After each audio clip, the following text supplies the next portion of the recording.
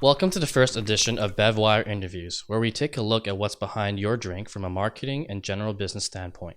Extension PR has graciously set up an interview for BevWire with Paddy Spence, the Chief Executive Officer of Zevia.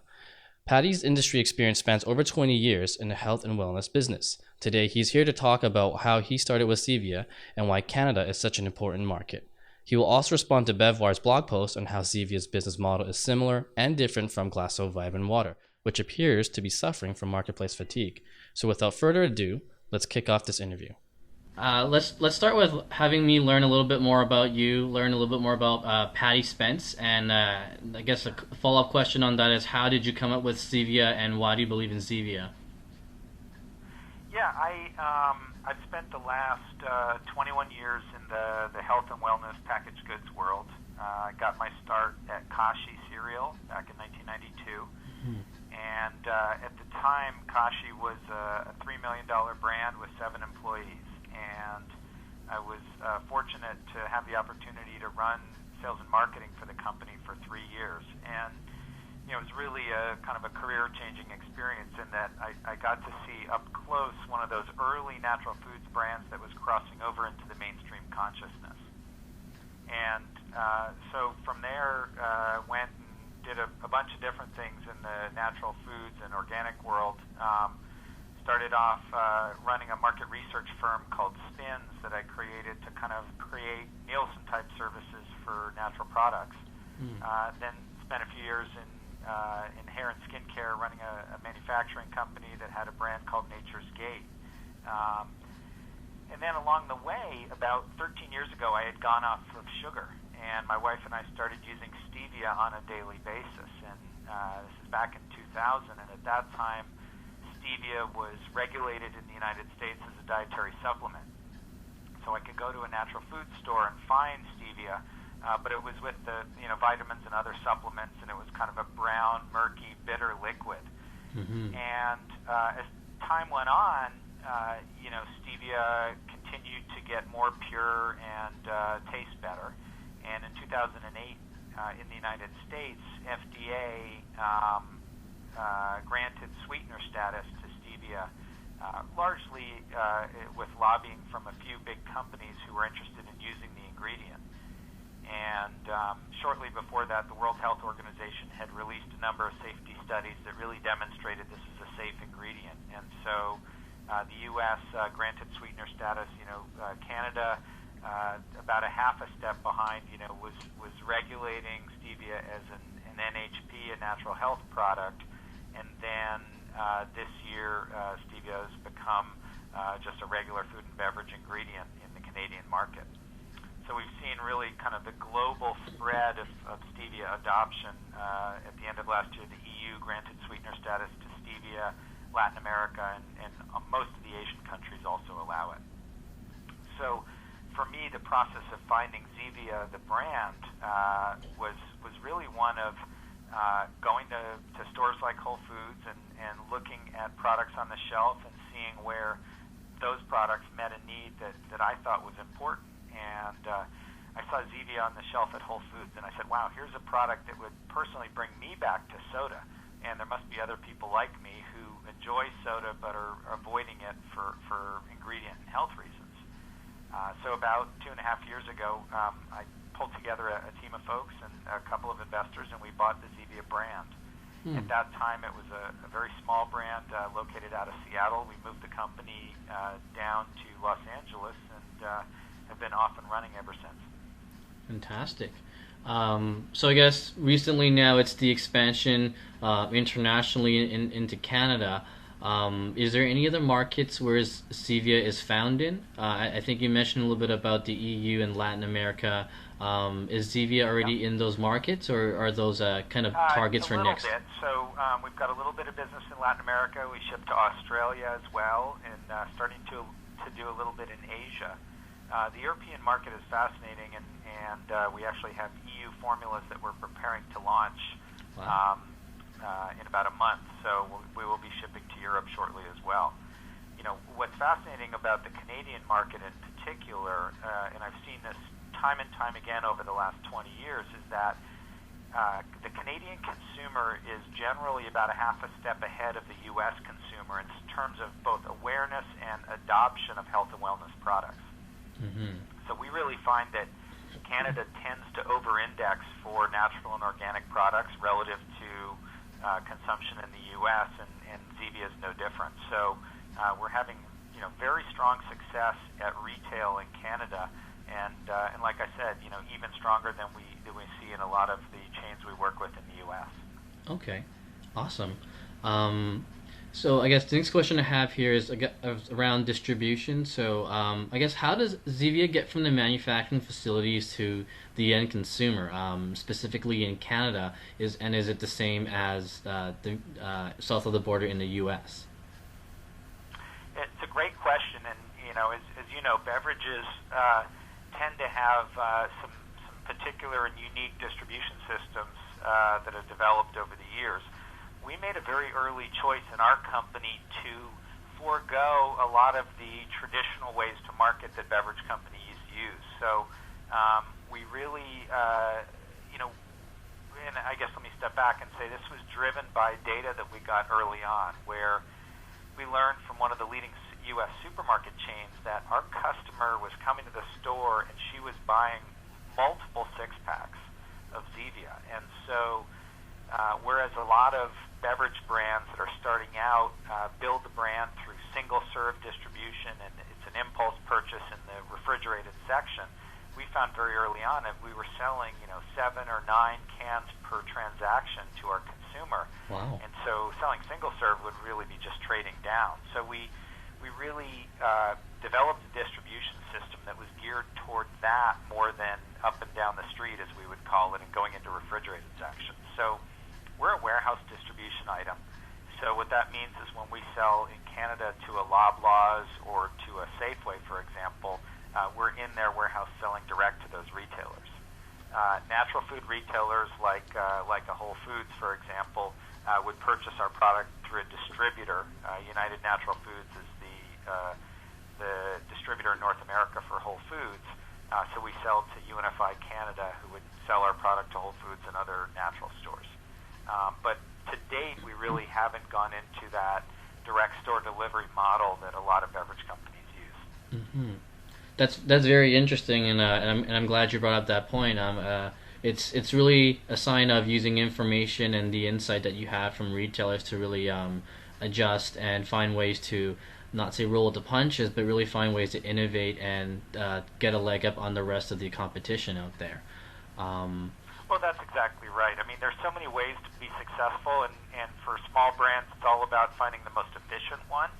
And, when we realized people were buying 8 or 9 cans per transaction, going to single serve, you're just trading down. And so we were able to kind of avoid some resource-intensive distribution methods that, might have been beneficial, but at the end of the day, we're going to use a lot of resources. So, yeah, the warehouse system has really worked well for us. Mm-hmm. Does that mean that there is a lower chance of the product going into convenience stores, or it's still as apparent, just that it's more reliant or it's more dependent on the distribution methodology? Well, I would say yes today, but it's kind of not a question of if, but when. Mm-hmm. And so, we eventually see Zevia both in the U.S. and Canada being available in all of the channels where you would expect to find regular soda. And really, our decision was in terms of how we prioritize that. What's the first step versus the second step? So for us, the first step was build strength through the warehouse in natural food stores and in supermarkets, and then fill that in with distribution to outlets like convenience, versus pioneering the brand in convenience and then filling in those other channels. Mm. Perfect. I mean, what's neat about our category is, soda is available in just about every retail format, right? Right. You can go into office supply stores and they have Diet Coke. So there's no shortage of outlets that we can go into, and it's all about determining the best sequence to enter those retailers. Very good insight. So what do you see are the strongest opportunities for Zevia to grow here in Canada? Well, I think, as I mentioned earlier, what's great about the Canadian market is the consumer is very proactive. They're interested in health and wellness items, and they're an educated consumer base. And so, what's great about our product is it's very familiar and yet at the same time very differentiated from conventional diet soda. And so, I think there are a couple of things going for us in the Canadian market. Number one, the granting of sweetener status to stevia is a huge step. Not that being an NHP is a bad thing, but being a regular sweet food and beverage product is a big advantage for us. And we feel that stevia awareness is only going to continue to grow in the Canadian market. I don't have data on Canada, but in the U.S., Nielsen recently released some data showing that 47% of U.S. households have a stevia product in their pantry, which is quite amazing. So the penetration in only a 5-year period of stevia, the ingredient, is just unbelievable. And I think we're seeing a lot of the same trends occur in Canada. Okay. So you mentioned a little bit about penetration, being in pantries. Is that, I guess, in a way, is that when you mentioned it's only, say, 47% in the U.S., do you kind of see that as a challenge in terms of how we can grow in the U.S. as well as in Canada? As in, what is the largest barrier to stevia's growth? Is it more adoption? Is it more awareness, or some combination of the sort? It's a great question. It's a couple of things. I mean, if you look, if you were to go to our Facebook and find, what are the most common complaints from consumers or things they're looking for, it's certainly awareness. What is this stuff? Where can I buy it? And how can I get a deal or a discount on it? And none of those three things works on its own. So certainly building awareness is important, and we're fortunate in that, we frankly have a better mousetrap. We have a product that consumers are looking for. They're looking to get the enjoyment of soda without the ingredients that they want to avoid. So check that box. We've got a product people are looking for, and an ingredient that's extremely hot. In terms of availability, we're fortunate in the Canadian market. We're in Loblaws, we're in Safeway, we're in Sobeys, we're in natural food stores. So the distribution of the product is increasing rapidly. And then, on the affordability side, I think what we're finding is that consumers more and more are willing to pay slightly more for products that are going to enhance their health and wellness. And so people look at that and they say, I can buy a Diet Coke for this amount. I may have to pay a little more for Zevia, but it's a product I feel good about drinking. And so, we're finding consumers are being very responsive, and we're selling a ton of product in the Canadian market now. Mm-hmm.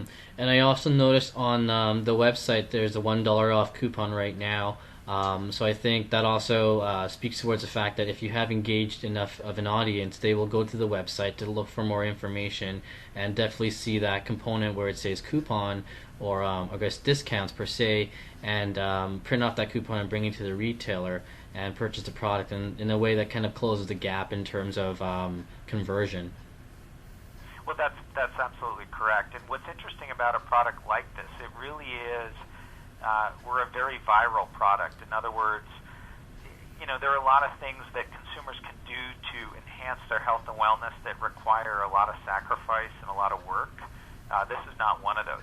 This is a product that is enjoyable and is a very tiny step people can make that's very easy that can enhance their health and wellness. So we found that our product is the kind of thing that people want to share that discovery with their friends and family, and that's really been a huge benefit for us. When we've done surveys about how people hear about Zevia, one of the top answers is always word of mouth.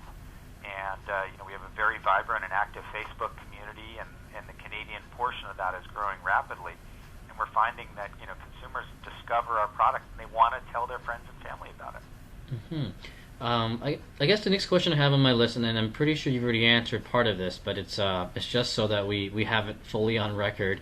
Who do you consider your main competition? And I know you've mentioned the Diet Cokes, the Pepsis of the world, or is it more so the other consideration set of the other NHP products like Steez or dry soda, or a little bit of both, and why? That's a great question, and what I would tell you is it's evolved. it's evolved very quickly. And when we bought the company 2.5 years ago, absolutely, it was those kind of natural sodas, whether it was Steez or Dry Soda, or in the U.S. Hanson's and brands like that. What I think we found is the brand has grown extremely rapidly, and our consumers are equating us to conventional diet sodas. And today in the U.S. market, Zevia is the number 20 diet soda brand. Wow. And when you look at the brands, and we're in supermarkets in the U.S., most recent 12 weeks, we're up 76%. We had the highest growth of any of the top 50 soda brands. So,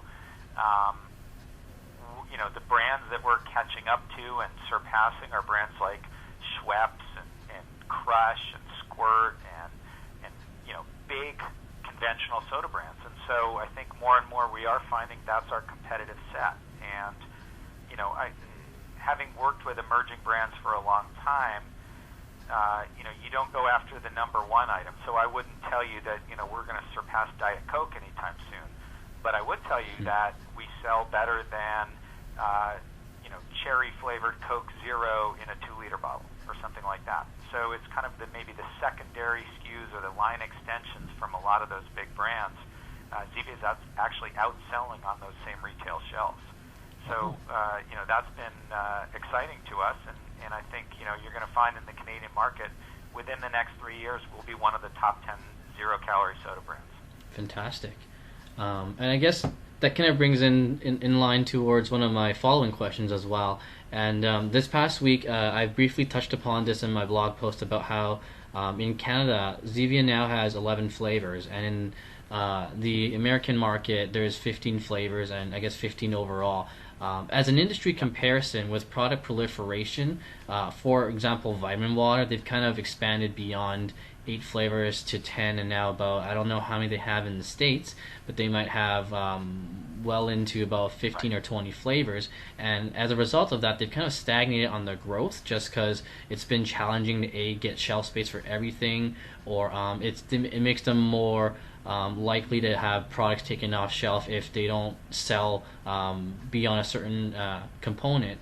How does Zevia plan on managing their portfolio now that there are over 10 offerings in the Canadian market? It's a great question.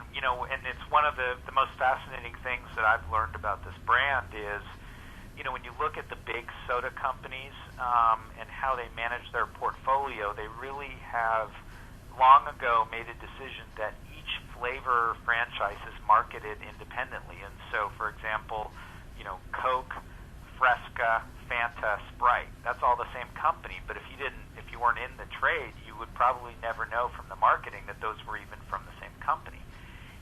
And by contrast, the Zevia brand is really a platform brand. We're not selling this brand purely based on flavors. We're selling it based on a value proposition for the consumer that says, hey, you can have all the enjoyment you love from soda with 0 calories and still no artificial sweeteners. And you know what? You may be a cola person and hate root beer, or you may be a root beer person and hate grape soda.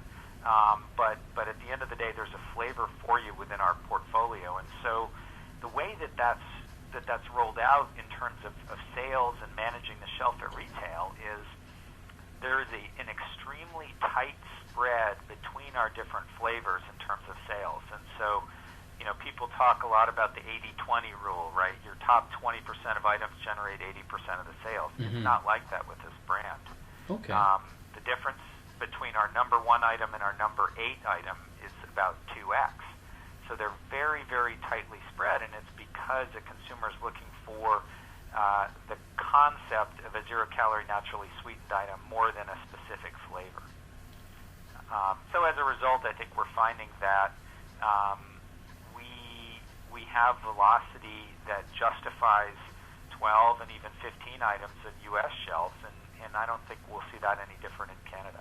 Okay, so does that mean that, are you hinting that there will be at least 4 more flavors to be brought into the Canadian market sometime in the near future? I think we do have some opportunities, absolutely. Okay. One step at a time. and we are very focused on continuing to increase our distribution in the market. There's some retailers we're not yet in Canada. There's some, exciting things happening in the trade in terms of new retailers entering the market like Target, in terms of consolidation, the Sobeys and Safeway transaction that was announced yesterday. Mm-hmm. So, I think we see it's a very dynamic market and a tremendous opportunity for us. Fantastic. And I've also noticed that while the main offerings, or the ones that are most prevalent and available, are the 12-ounce or the 355 milliliter aluminum cans, but I also understand there are 16-ounce cans and also glass bottles. Are those also available in the Canadian marketplace, and if so, where? They haven't been yet.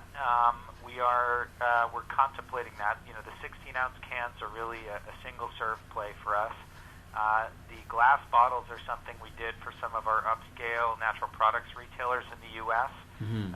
Outlets like Whole Foods and Sprouts, where there's some consumers who want things in bottles. The other thing we're finding is that in the food service venue, a lot of white tablecloth restaurants don't want to serve a can. And so a glass bottle is a perfect package for that retail channel. So I think in time we'll see those migrating up to the Canadian market. Not quite yet, but certainly we have big expansion plans in Canada, and I think everything we see in the U.S. will eventually be in the Canadian market as well. Okay, perfect. And I have one last question here. I guess We've talked about this a little bit in terms of the marketing strategy. You mentioned that Zevia is a little bit more on the grassroots, relying a little bit on influencers as well as the social media aspect of Facebook as well, and your own website. Does that differ in the Canadian marketplace versus the American marketplace based on how we consume media differently? And is there any, intention or plans to go towards, say, the traditional marketing media mediums, or I guess TV, radio, or print campaigns? Yes, I think as the brand grows and our resources grow, we absolutely are going to be doing more traditional media. I think from an efficiency standpoint, we found that digital and social media work really well for us. And the other thing is that this is a brand that it responds incredibly well to couponing, and the reason for that is we're a very easy to understand concept, right? So if you had an exotic dietary supplement and you could offer a $10 off coupon, but if people don't fully understand it, they're not going to use that coupon.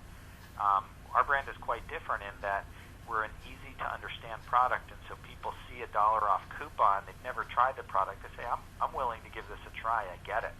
So certainly couponing has worked extremely well for us, both in the U.S. and Canada. We'll continue to do a lot of that, a lot of social media, and I think down the road you may see more and more traditional media, as well as you mentioned in your blog, celebrity spokespeople. I don't have anything that I can announce today, but I can tell you there are a lot of high-profile celebrities that currently consume and love our brand.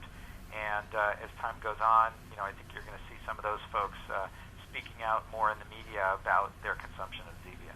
Fantastic. So, Paddy, thanks so much for your time. That's all the questions I do have at this moment. Is there anything that I haven't touched upon that you would like to bring up as well, or are we good on that as well? Well, the one other thing that you mentioned and you kind of touched on in your blog that I thought was interesting and very insightful is that with vitamin water, when vitamin water was bought by Coke, there was a huge opportunity in terms of distribution. On the flip side, it was no longer a standalone brand, and you're part of a conglomerate, which, as you noted, was detrimental in some ways. Right. And I think for us, it's one of the things that's really allowed us to thrive and grow extremely rapidly is that we're a very authentic brand. We do one thing. We're not out selling high fructose corn syrup in one product line and then a stevia soda in the other. We're all about 0 calories, naturally sweetened, and we're a company that stands behind everything we do. And I think consumers today are very sophisticated. They go out and they research the brands on the internet, and they understand who's behind them. And so I think we do really well in this type of consumer consumer environment because we're an authentic brand. So, that's the one other thing I think that I would say is, the big companies, you could have Diet Coke with stevia, but at the end of the day, consumers know that it's still part of a bigger portfolio that's geared toward less healthy ingredients, and we're quite different from them. Perfect. Thanks so much, Paddy. Absolutely. Well, thank you for taking the time, and if you have any follow-up questions or thoughts that occur, please feel free to reach out. Awesome. And that concludes our BevWire interview with Paddy Spence, Zevia's Chief Executive Officer. Thanks for listening, and stay tuned for more BevWire interviews in the future.